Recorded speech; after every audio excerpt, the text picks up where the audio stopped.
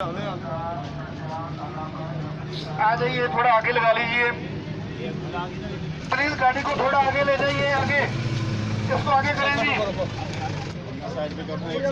इतिहास से जी, इतिहास से प्लीज रास्ता दे दीजिए। प्लीज पीछे हो जाइए।